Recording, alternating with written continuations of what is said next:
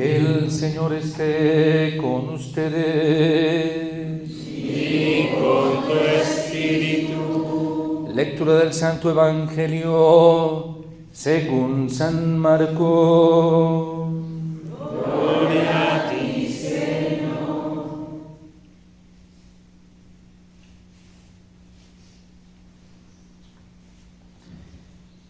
Enseñando en Jerusalén, decía Jesús a la multitud: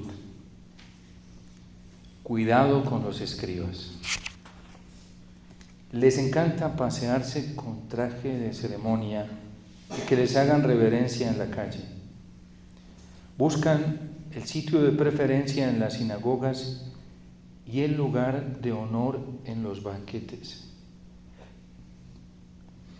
Esa gente que devora los bienes de las viudas y solo por aparentar hace largas oraciones, recibirá un castigo severo. Y sentado frente al lugar donde se echaban las limosnas para el templo, observaba cómo la gente iba echando las monedas. Había muchos ricos que daban grandes limosnas.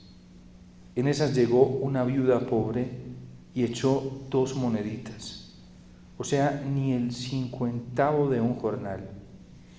Entonces llamó Jesús a sus discípulos y les dijo: yo les aseguro, esta viuda pobre ha dado para el templo más que esos otros, porque los demás dieron una parte de lo que les sobraba, pero ella en su pobreza dio todo lo que tenía, toda su fortuna. Palabra del Señor. Gloria a ti, Señor Jesús.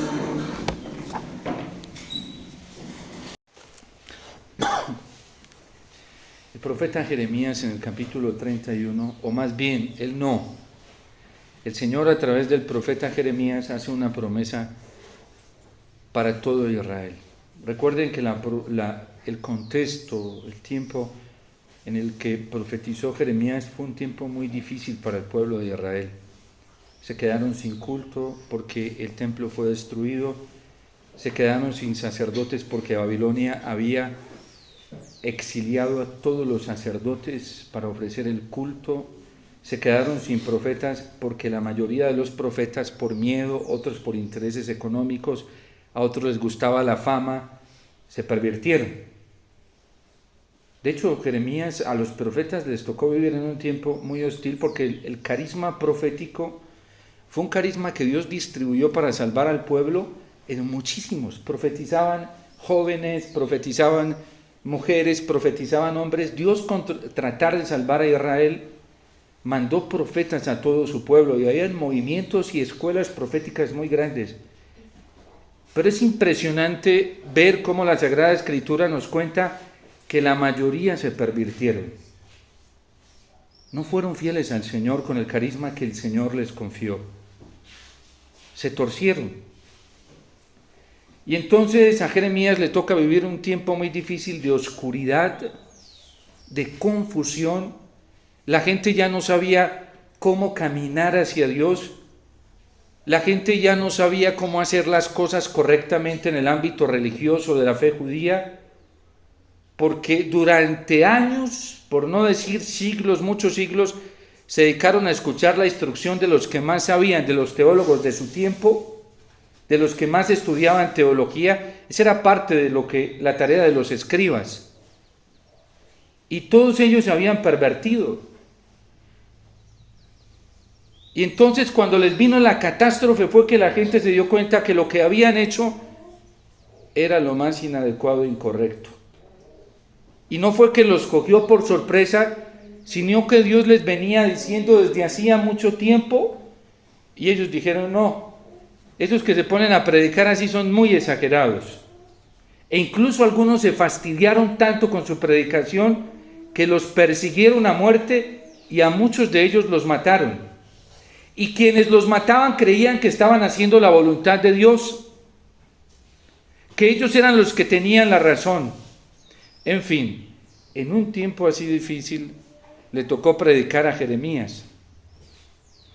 Y el Señor viene a través del profeta Jeremías en medio de la confusión que vive el pueblo y él también, porque incluso a él le está resultando tan doloroso predicarle al pueblo que lo persiguen, lo maltratan, le están haciendo asedia por todos los lugares, buscando callarlo. Y el Señor le da una palabra a Jeremías. Llegarán días, oráculo del Señor, en que ya no tendrán que ser adoctrinados por los hombres. Yo mismo pondré mi ley en sus corazones, desde el más pequeño hasta el más viejo, y todos conocerán que yo soy el Señor, sin necesidad de ser adoctrinados por nadie. Lo que está contando hoy la carta a los hebreos es la realización de esta promesa, porque dice que Cristo no entró en un santuario al estilo de la antigua alianza, que hubieron varios santuarios. Primero fue una tienda santa que Moisés había erigido para tener allí el arca de la alianza y donde se ofrecía el culto. Después, ya con el tiempo, esa tienda se fue convirtiendo en algo más sofisticado, y cuando conquistan la tierra de Canaán, que es donde está ahorita Jerusalén, construyen la ciudad santa y construyen un templo al Señor. ¿Por qué un templo? Porque antes construían estelas o altares donde podían construirlos para ofrecer un sacrificio agradable al Señor, con chivos, toros, toda clase de animales, para hacerle esa ofrenda a Yahvé. Y terminan construyendo un templo para proteger el altar donde se ofrecían los sacrificios. De hecho, llegó un momento de tanta convicción en el pueblo que ellos juraban que a Dios solamente se le encontraba en ese templo, y que en todo el orbe del mundo no había posibilidad de entrar en un contacto tan profundo, íntimo, en una comunión tan profunda con Dios, con su gloria, con su amor y su misericordia, que cuando el sacerdote cada año venía a oficiar, porque cada año podía entrar a oficiar en el Santo Santorum, que era el altar santo, y que tampoco podían entrar todos los sacerdotes. Dentro de los sumos sacerdotes echaban a suerte a ver a quién le tocaba, y solamente ese podía entrar. Y para poder entrar a ofrecer ese sacrificio en las fiestas más importantes, tenía que hacer mucho tiempo de preparación. Entre la preparación, por ejemplo, ellos eran casados y no podían tener relaciones con sus esposas. Meses y meses, y podían durar años en una abstinencia, abstinencia conyugal. Porque ni eso, porque si lo hacían, se quedaban impuros para ofrecer el sacrificio. Y una cantidad de otras prácticas que el sacerdote, al que le tocara, debía hacer.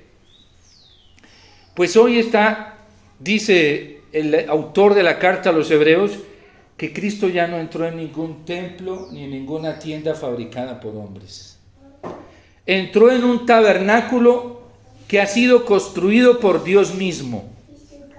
¿Y cuál es ese tabernáculo que Dios se edificó a sí mismo? El templo lo edificó Salomón, y después lo destruyen, y después viene otro emperador y termina de reconstruírselos.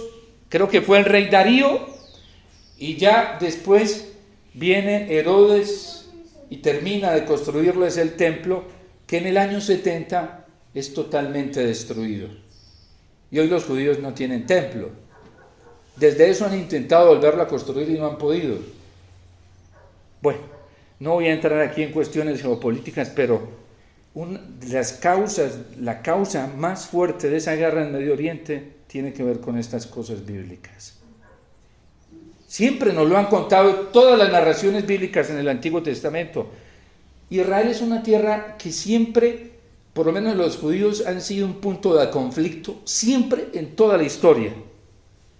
Desde que Dios comenzó a revelárseles y a manifestárseles, se han convertido en un punto de conflicto, y esa tierra siempre ha sido un punto candente, siempre.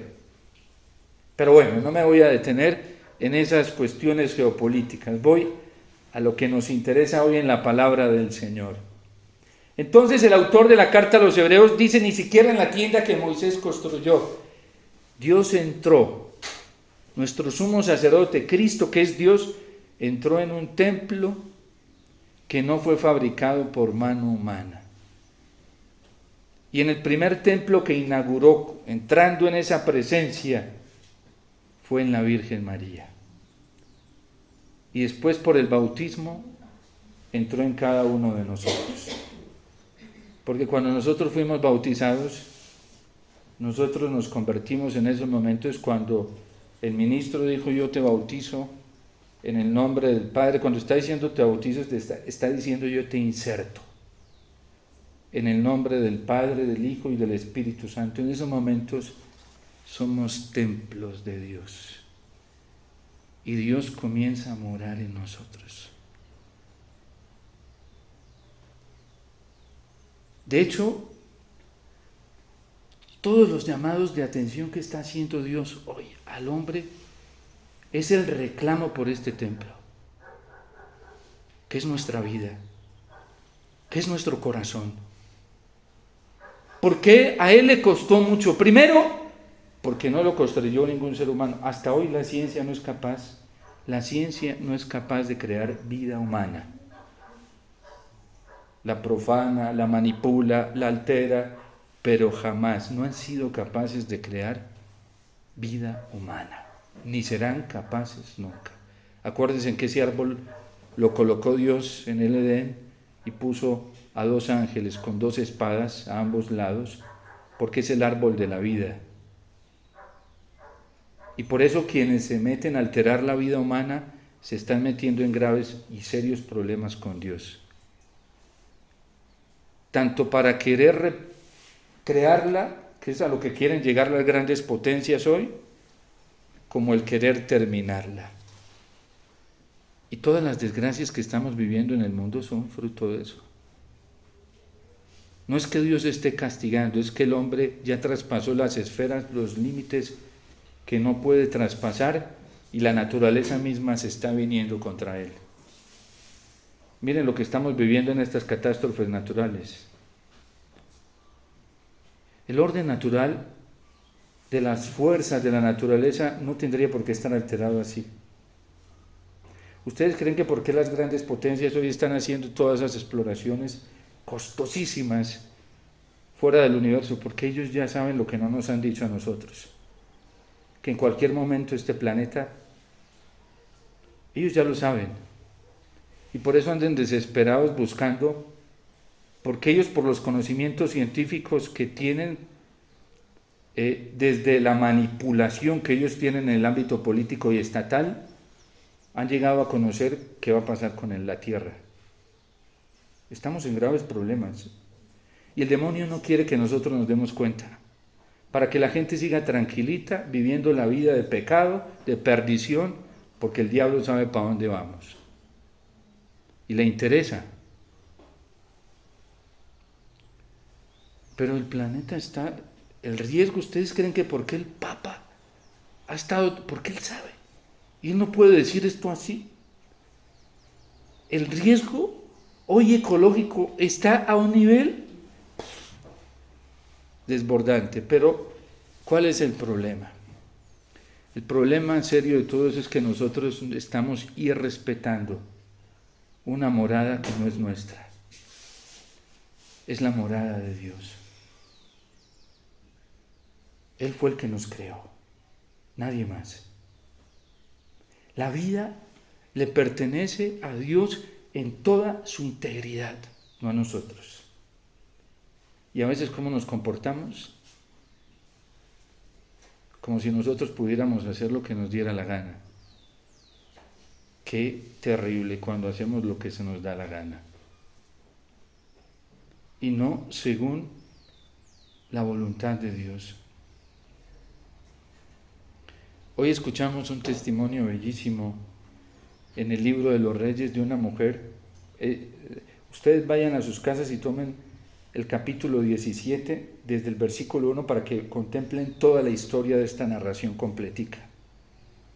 el Señor le dice a Elías, ve a Sarepta, que ahí hay una mujer a quien yo le he dado la orden de que te dé alimento porque ella sabe que tú vas a ir. Era una mujer que no era ni siquiera judía, pagana, pero ya conocía la palabra de Dios por los comentarios orales que ella escuchaba de la palabra de Dios y la obedecía. Y le dice a Elías, ve que yo ya le he dado la orden de que te alimente. Y de hecho termina hoy la narración de ese testimonio diciendo que aunque solamente le quedaba un puñado de harina y una medida de aceite para hacer una torta para ella y su hijo y ya morir, la palabra de Dios que Dios mismo le había dicho que le iba a llegar también a través del profeta, le dijo que le diera primero a él. Así ella se quedara sin con qué comer y su hijo también. Y ella obedeció. El mundo de hoy es rebelde. El ser humano es rebelde a la palabra de Dios, ni la quiere escuchar porque sabe qué significa eso. Yo le escucho siempre a la gente decir, padre, es que a mí me gusta ir a tal lugar, a misa o a tal grupo porque ya no son tan exigentes, ¿sí? Y me gusta escuchar a este padre porque este no es así tan... Y aunque aquí tengan la razón, eso pues ahorita no, yo no estoy preparado para eso. Y si te mueres así, eso es pura rebeldía. Porque la gente sabe en su corazón, lo sabe en su propio interior, qué palabra es la que debe obedecer. Simplemente se rebelan.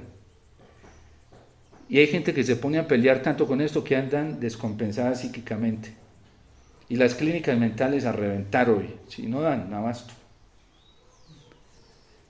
No dan abasto, porque cuando uno se pone a pelear con la verdad, que le habla aquí, por eso dijo el profeta, el Señor a través del profeta Jeremías, yo los instruiré. Y cuando uno se pone a pelear con Dios, que es la verdad misma, termina mal,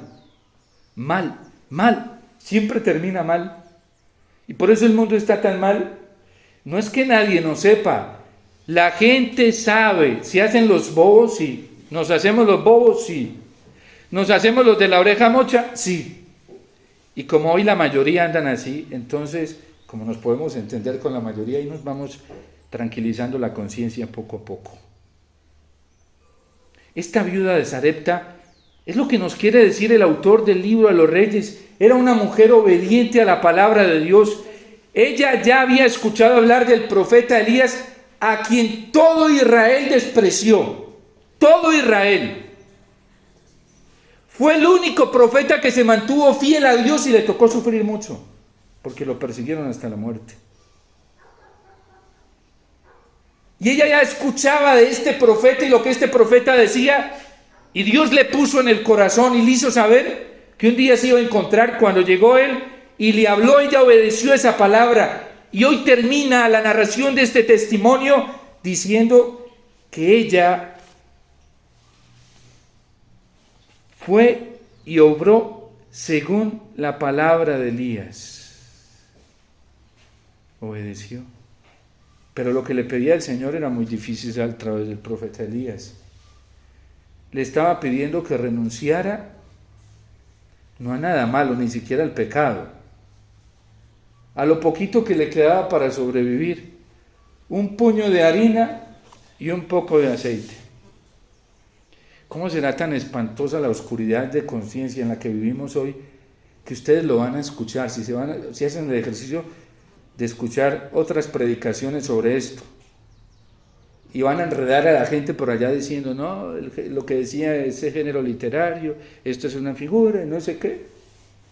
Cuando la Dei Verbum del Concilio Vaticano II nos dice que debemos respetar el testimonio literal de la palabra de Dios y también acoger el mensaje espiritual que ella nos trae.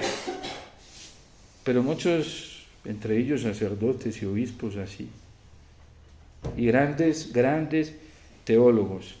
Y a mí no me asusta decir esto, pues porque yo no me lo estoy inventando, lo dijo otro que ese sí fue valiente, y es un testimonio para mí grandioso, el Papa Benedicto XVI. Decía que el mayor exégeta de estos tiempos es el anticristo y que tiene los más grandes reconocimientos en exégesis bíblica, los mayores doctorados en Biblia, reconocimientos honoris causa, porque al mundo le gusta premiar lo que es de él. Nosotros, ¿a quién le hacemos caso? Primero, ¿a quién estamos buscando escuchar? ¿Al mundo o al Señor? ¿Qué verdad queremos tener en nuestro corazón? ¿La verdad del Señor o la que nos dice el consenso mayoritario de un mundo que está corrompido? Sus mismos hechos lo demuestran. Hay gente que ya no ni lee, ni medita, ni guarda la palabra de Dios en su corazón. Y eso es grave, muy grave, porque ya no tienen tiempo para eso. Mientras tanto, el mundo no para de hablarles, de enseñarles y de adoctrinarlos. Y cuando lleguemos allá después de la muerte, no le vamos a poder decir: Señor, es que yo nunca tuve ni tiempo ni oportunidad para leer la Biblia. ¿Nunca tuviste con qué comprarte una Biblia? Señor, ¿qué te dijera? Lo que pasa es que tenía otras cosas más importantes, como pasó esta semana, ¿sí? Yo compré una finca, tengo que irme a trabajar, compré una yunta de bueyes, tengo que ir a cuidarlos, me casé, tengo que ir allá a cumplir con mis responsabilidades. Así no nos vamos a poder presentar al Señor. Esta viuda obedeció la palabra del Señor que venía a través del profeta. Y claro, le costó, porque Elías le dice: tráeme un poco de agua. Y mientras va a traerle el poco de agua, le dice: y me traes una torta de pan. Y ella por dentro, claro, le costó, porque decía: es lo único que tengo para mi hijo y para mí nos vamos a morir. Y se lo dice a Elías.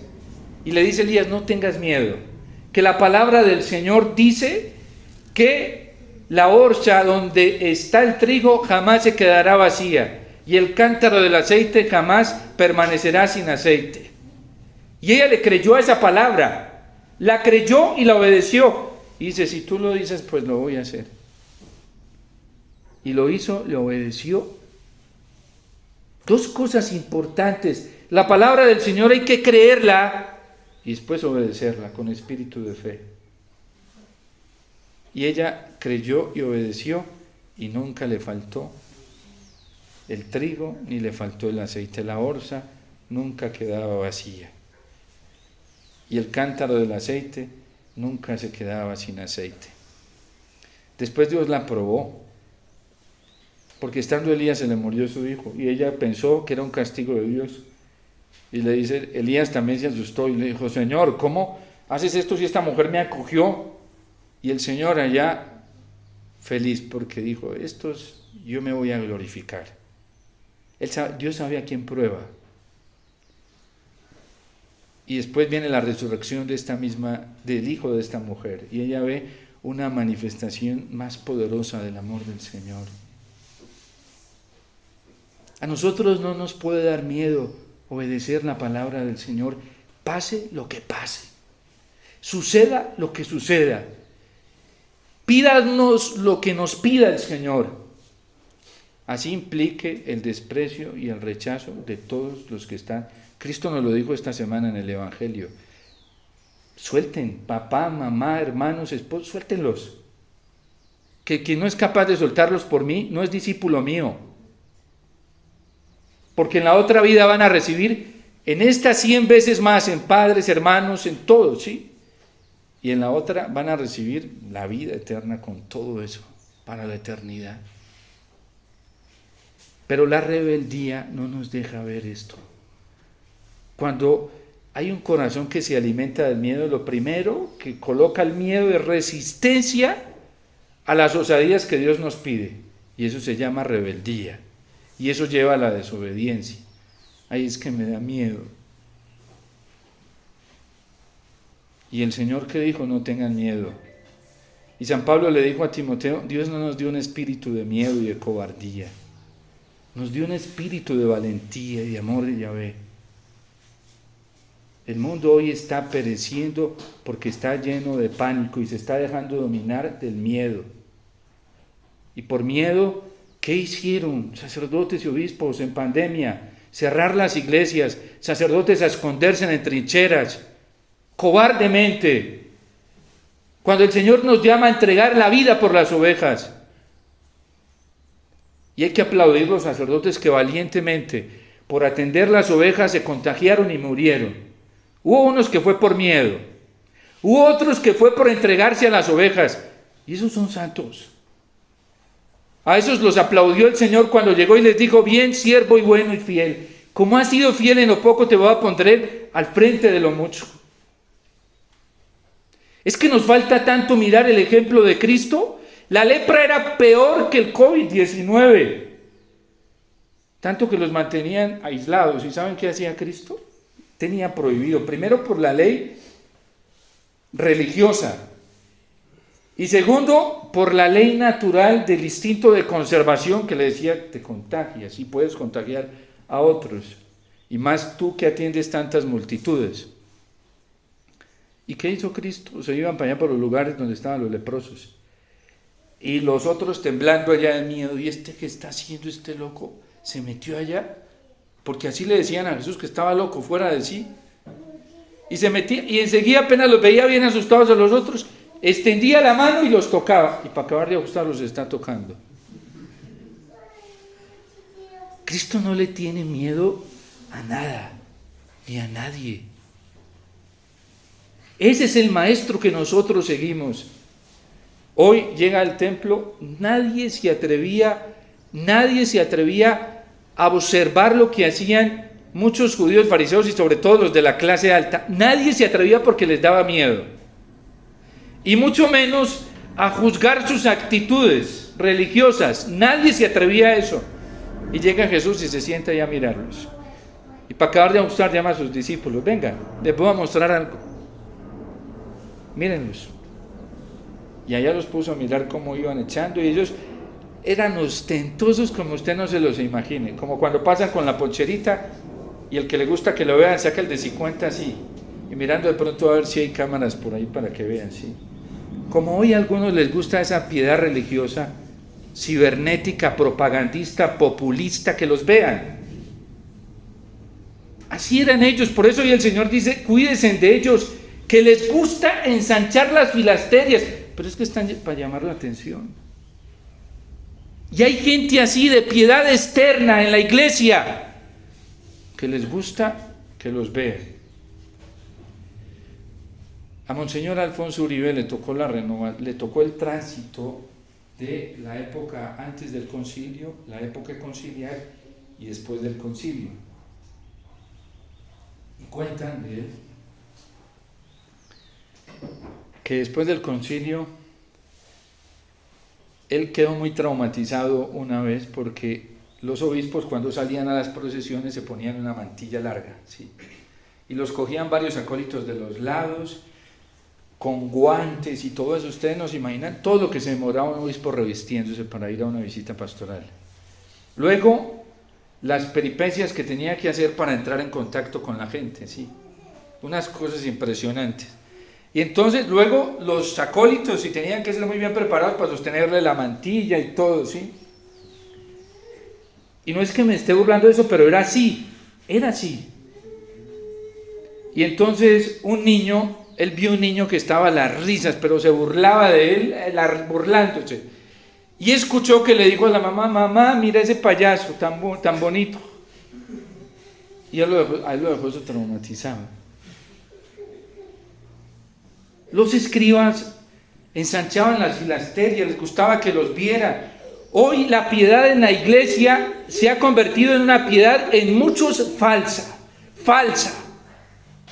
Porque externamente llevan de todo, insignias católicas con imágenes de todas las clases. ¿Y la morada interna cómo está? ¿Cómo está el corazón? ¿Sí lo tenemos puro frente a Dios? ¿Nuestros pensamientos son puros? ¿Sí queremos llegar verdaderamente al cielo? ¿Lo único que nos interesa es la vida eterna? ¿Lo único que nos interesa es poder llegar al día del juicio rapidito, encontrarnos allá con el Señor y decirle: Señor, yo lo aposté todo por ti. Yo lo aposté todo por ser fiel a los mandamientos. Yo lo aposté todo por ser fiel a lo que tú enseñaste en tu palabra, aquí vine. O como me decía una religiosa de casi 90 años, se me acerca al oído y me dice: Padre, yo no le tengo miedo a la muerte, y se reía. Y después se pone seria y me dice: yo le tengo miedo es al juicio que viene después de la muerte. Porque todos vamos a comparecer ante el tribunal del Señor. Todos. Allá no va a valer los carros o las cosas que hayamos tenido o no tenido, los amigos que hayamos tenido. Señor, es que yo tuve varias audiencias con el Papa Francisco. Y está muy bien que las tengas. Señor, es que yo era amigo de tal cardenal y esto. No. Señor, es que yo en tu nombre fui a predicar y recorrí. Imagínense yo llegando a decirle: Señor, es que en tu nombre, yo no sé, Señor, yo no sé cuántos retiros he predicado, cientos y cientos, y a tantos lugares, ciudades y países que he ido a predicar, y yo no puedo ir a decirle: Señor, acuérdate que yo fui a predicar por allá, y fui a predicar a estos países, y fui a predicar, Señor, y sucedieron milagros. No, Omar, hiciste mi voluntad, me obedeciste. Eso es lo que me va a preguntar el Señor. Y yo he podido predicarle a miles y miles, si no millones de personas. Y eso no me va a servir para nada. Obedeciste, hiciste mi voluntad, Omar. Señor, y se curaron, porque yo he visto hay gente que se cura. Yo he visto milagros, he visto posesos libres. Señor, pero mira, ve, tantos posesos allá en ese confesionario. Yo vi, no, Omar, hiciste mi voluntad, me obedeciste. ¿Te preocupaste por escuchar mi palabra todos los días? Señor, si me sentaba en ese confesionario horas y horas, un día tuve de las confesiones más fascinantes, día y medio entero desde temprano hasta medianoche confesando prostitutas. Es una cosa impresionante. Vino un padre a que ayudaron porque era un grupo, de hecho, unas conversiones. Señor, mira, hasta medianoche, hasta a veces hasta 3 días. Omar, hiciste mi voluntad. Me obedeciste. Lo que está diciendo la carta a los hebreos, lo que nos trajo a nosotros la redención, fue la obediencia de Cristo al Padre. No fue otra cosa. Por eso Dios lo resucitó y lo exaltó sobre todo nombre. Y lo que Cristo nos enseña en el fondo del corazón, esa ley que es Él, esa voz que nos habla en el interior, es un llamado radical a la obediencia. Porque es que obedecerle al Señor implica muchas cosas, ¿cierto? Eso implica hasta echarnos a todo el mundo encima. Que lo traten a uno de loco, de exagerado, de fanático. Y por ahí lo que sigue, lo que se va a venir, que se va a poner bien bueno, ¿sí? Hasta entregar la vida. Porque a Cristo le implicó eso, la obediencia a la voluntad del Padre. Lo mataron, lo calumniaron, lo difamaron. Hay aquellos que cuidan, o a veces cuidamos tanto nuestra propia reputación, ¿sí? La de Cristo quedó por el piso. Allá lo levantaron bien en alto como el peor terrorista. Roma lo puso así. Este es el vándalo más peligroso del mundo. Y así estaba muriendo. Este se opuso al César. Fue un rebelde a las autoridades judías y un rebelde a las autoridades políticas. Cuando hoy muchos dentro de la iglesia se van dando la mano con estos gobiernos corruptos, perversos, por miedo, por no ser fieles al Señor. Y nosotros nos están dando la oportunidad, esta mujer del Evangelio, esta viuda, ¿por qué echó todo lo que tenía para vivir? Por obedecer la voluntad de Dios. Le implicó hasta eso, lo que tenía para vivir. Porque desde el Antiguo Testamento ya sabía que Dios decía que había que dar no de lo que sobraba, sino de lo que hacía falta para vivir. La doctrina social de la Iglesia nos lo enseña. Los católicos no damos lo que nos sobra. Damos de lo que nos hace falta para vivir. Hasta la propia vida la entregamos por el otro. Y eso trae un premio muy grande para el cielo. Y para los que están aquí a nuestro alrededor. El problema es que el Señor pueda encontrar hoy quien le crea. A la Virgen Simeón se lo dijo, obedecer esto, se va a significar que una espada te traspase el alma. Que nos digan locos por ser fieles al Señor, eso es un piropo muy grande, sobrenatural. Que nos digan exagerados por ser fieles al Señor, eso es un piropo sobrenatural, eso es un regalo. Que nos digan fanáticos porque queremos ser fieles al Señor, nos están dando halagos de los mejores. Y mucho más cuando se trata de la presencia real de Jesús en la Eucaristía. Mucho más. Mucho más. Porque el Señor dice, alégrense, pónganse bien contentos, porque será muy grande su recompensa en el reino de los cielos. Como nosotros no vivimos para este mundo, gracias a Dios, no tenemos que ser esclavos de lo que piense, opine o le guste a este mundo, gracias a Dios, somos muy libres, porque nosotros vivimos para la vida eterna y estamos esperando el cielo rápidamente. Y anhelamos la muerte por el Señor. Y entre más rápido venga, mucho mejor. Porque en la salve le decimos a la Virgen que esto es un valle de lágrimas. Y le decimos que nos salve de este valle de lágrimas. Y ella lo entiende muy bien. Y dice, le dice al hijo, ya se quiere morir rapidito, purifícalo. ¿Sí? El problema es que cuando nos vienen las pruebas que son las que nos purifican, y como que, sí, no las queremos. Y es mejor purificar aquí que en la otra vida. El cielo nos espera. Y el Señor nos anhela. La Virgen le dijo a los pastorcitos en su primer mensaje que iban a sufrir mucho. Y les dijo, ¿quieren ofrecerse en sacrificio a Dios por la conversión de los pecadores? ¿Por qué no les pidió otra cosa a la Virgen? Porque el mundo anda ciego. Ya podríamos decir, es que se les puede aparecer Dios, se nos ha aparecido de muchas maneras, y ni así lo reconocemos. Para decirnos una sola palabra, obedezcan. Obedezcan mi palabra. Y para obedecer hay que escucharla muy bien.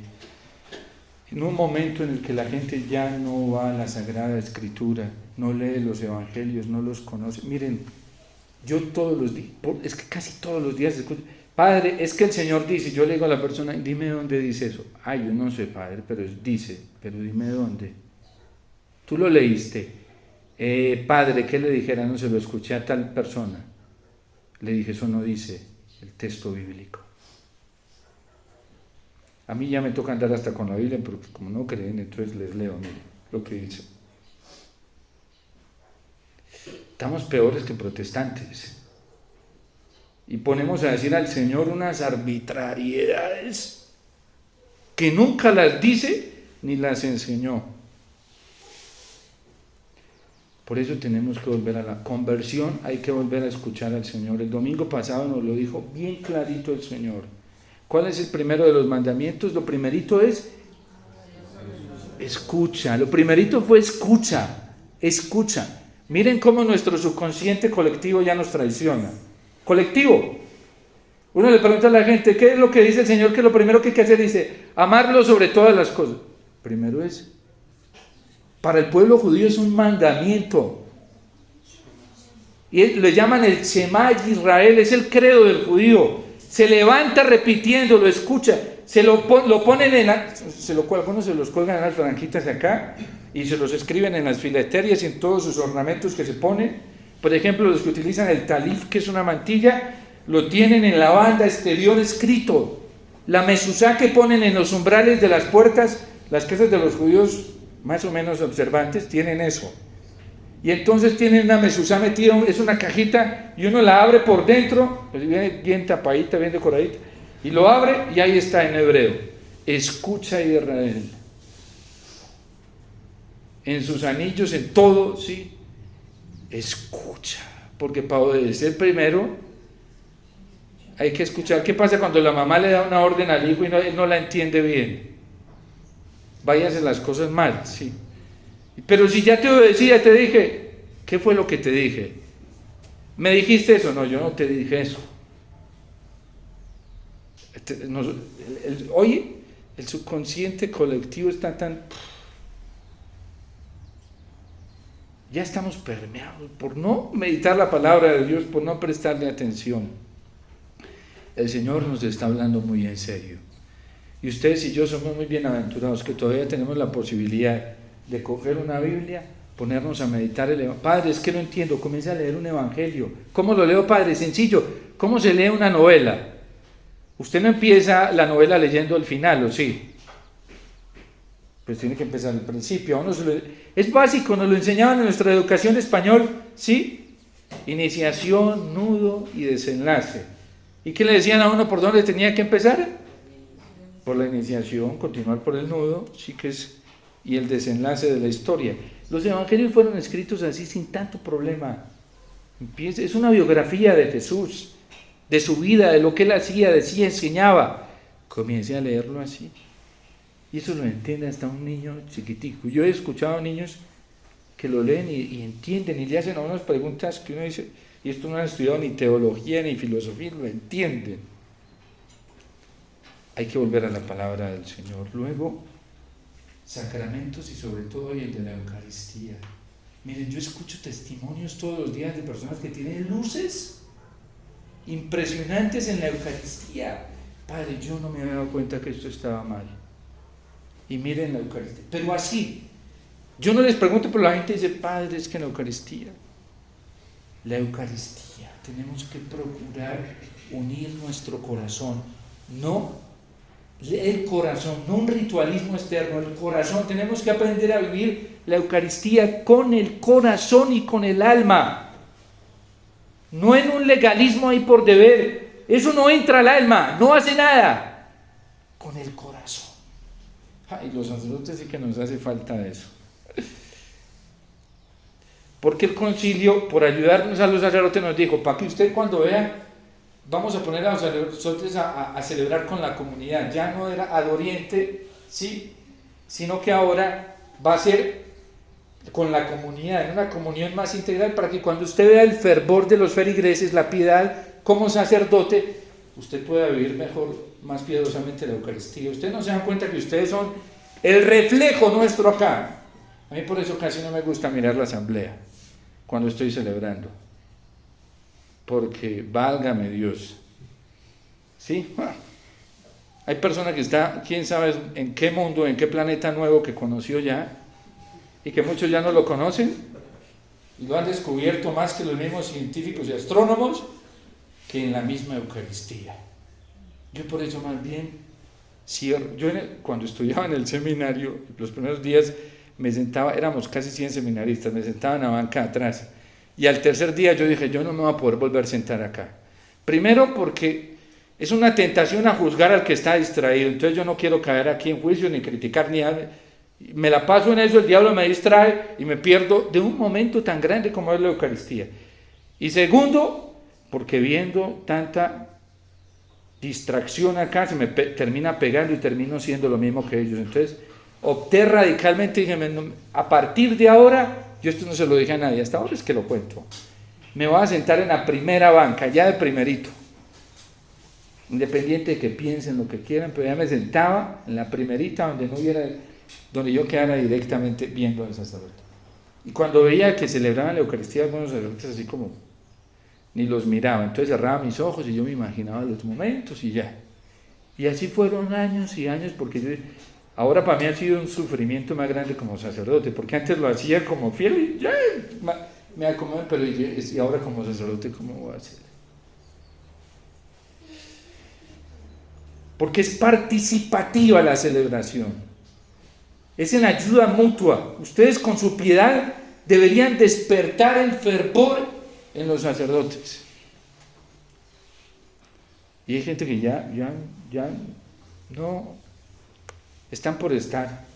Como dice el libro del Apocalipsis, tienen nombre de quienes están vivos, pero están muertos. Porque es que la muerte cristiana no es física, es una muerte peor, es la muerte del alma. Entonces, pidámosle al Señor que nos despierte, que esta ley que Él prometió, que grabó en nuestro corazón, se despierte. Esta semana estaba predicando un retiro en un convento de clausura. Yo no le pregunto a la gente, pero me escriben las monjitas, me dicen, vivieron unas experiencias que yo mismo me quedo asombrado con el Señor. Y yo digo, solo toca estar atento para uno darse cuenta que el Señor está haciendo cosas grandes. Una monjita llegó y me trajo el otro día unas cositas y venía con su cara transformada y me dijo, Padre, tengo un gozo, me levanté yo, eso es del Espíritu Santo, cuídalo. Y me dijo, gracias Padre. Yo no, yo soy un burro en el que el Señor se montó, pero Él es el que hace, en cualquier burro se puede montar. El Señor, guárdalo, no te dejes quitar eso. Ay Padre, yo no me voy a dejar quitar esto, ¿sí? Sobre todo con la Eucaristía y la palabra del Señor. Me escribía, Padre, ese contacto con la palabra viva de Jesús. Es que la palabra de Dios es viva, y es capaz de transformar. Una sola palabra del Señor es capaz de resucitarnos, una solita. Entonces, escuchémoslo, porque si lo escuchamos, los que salimos ganando somos nosotros. Y las maravillas que podemos experimentar cuando se levante esa fuerza interior de Jesús vivo y resucitado en nuestro corazón, eso enciende y transforma lo que sea. Jesús vivo no está en la cabeza de la gente, ni en la mente, no es teoría. Hay por ahí un cantante que decía que Jesús es verbo, no sustantivo, ¿sí? Quién sabe si lo experimentará, ¿sí? Porque eso es muy fácil decirlo de boca. Es una acción sobrenatural que transforma la vida, la transforma. Y la transforma tanto que lo lleva a uno a amar los mandamientos, a abrazarlos y a verlos como un camino de plenitud y felicidad. El que no lo experimenta siente una carga con los mandamientos. Ay, no, Padre, eso es muy duro. Y le dicen, no, Padre, es que obedecer a Dios es muy duro. ¿Duro? Escúchelo y obedezcalo para que vea las cosas buenas que trae eso en la vida. Entonces, escuchemos al Señor. Y bueno, ustedes sigan profundizando el Salmo que hoy nos da la palabra. Es bellísimo, bellísimo. El Salmo 145. El Señor mantiene su fidelidad perpetuamente. El que sigue su palabra, la palabra del Señor nunca se va a equivocar. Nunca. Porque Él es fiel a lo que promete, a lo que dice. Fiel. Ustedes en esta tierra no se van a encontrar uno igual. No existe. ¿Sí? Por muchas promesas bonitas que les haga, no existe. Porque este es tan fiel, su palabra es tan poderosa que cura a los ciegos, a los paralíticos, a los lisiados, a los pobres les da en abundancia. En abundancia. Bueno, en fin. Decía el escriba hace 8 días, ¿qué es lo primero? Escucha, Israel. Y luego, después de escuchar, dice, ama. ¿Por qué hay que amar? Esa es la obediencia. Amarás al Señor tu Dios con todo tu corazón, con toda tu alma, con toda tu mente y con todas las fuerzas de tu ser. Y después amarás también al prójimo como a ti mismo. Dios te salve María, llena eres de gracia, el Señor es contigo. Bendita tú eres entre todas las mujeres y bendito es el fruto de tu vientre Jesús. Santa María, Madre